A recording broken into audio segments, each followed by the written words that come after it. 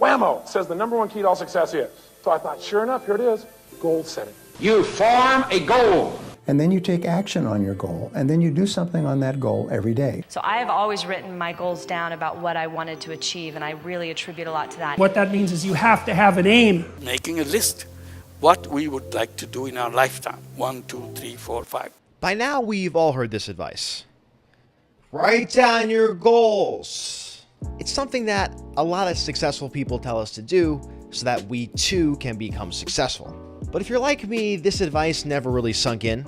It always seemed a little unscientific, and it's not clear why this is so important. My attitude changed when I heard Jocko Podcast number 98, where Jocko Willink interviews Jordan Peterson. They're talking about how when veterans return home, they can sometimes have a hard time finding new meaning as compared to what it was like in the military. My big thing with people that I've been telling vets now is find what your next mission is. Go find whatever your next mission is. And I don't care what it is, but it has to be something.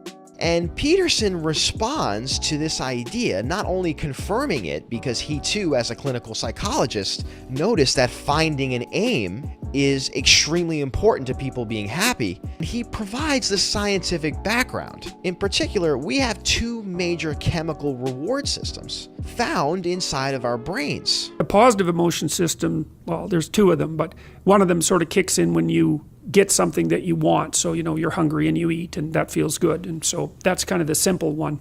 But there's a more sophisticated one that I think is even more active in people. And it's the one that tells you that you're moving forward towards something worthwhile. And that's actually the one that gives people that sense of meaningful engagement in their life on a moment-to-moment basis. Right here, Jordan breaks down two of our main pathways to happiness: the consummatory reward system and the incentive reward system. When we think about the consummatory reward system, we can think about our most primal survival needs: food, water, sex.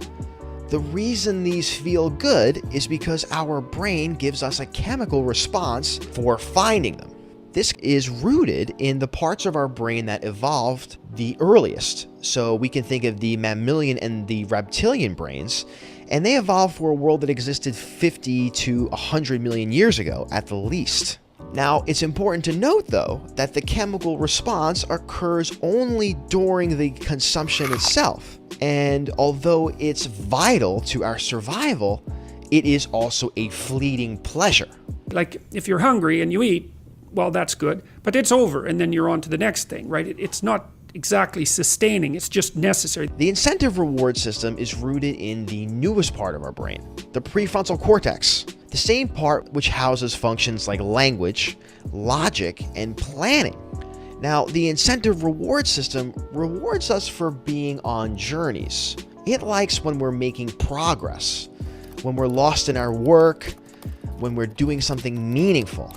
Like if you're in a football game and it's an important football game and maybe you break a finger, normally that's a problem. It hurts and you're going to stop doing whatever you're doing. But if you're right in the middle of the game, then you'll be so amped up on this reward system that it's analgesic. It stops the pain. It also suppresses anxiety. And we can think about how we evolved with this system when we look at the Darryl Neill 1998 study, where he observed rat courtship. And he noticed that when the female rats wiggle their ears and excite the male rats have a part of their brain that rewards them with dopamine during the pursuit of the female rat. But once the male rat is actually engaged in mating, that's all the consummatory reward system. And so even in rats, we have brains that reward us once for being involved in the survival need itself, and once for just pursuing the survival need. Now, when Jordan Peterson reflects on these systems, he talks about how the incentive reward system is the one that can sustain us, and it may be the one that's more dominant in human beings. If you have a purpose, then it's analgesic. It takes some of the pain out of life. It's very positive in that it motivates and energizes you and focuses you and makes you able to remember and pay attention. And it quells fear.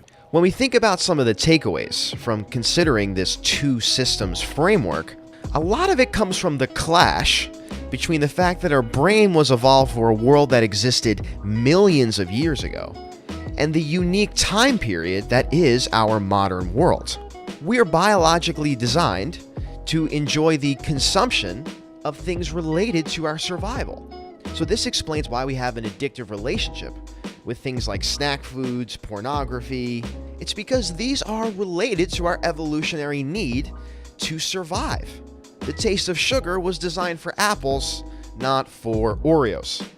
And to compound that situation, you could add on top things like video games and social media, which actually trigger the incentive reward system. We know for a fact that what all of these systems do, every single one, is it exploits our own natural tendencies in human beings to get and want feedback.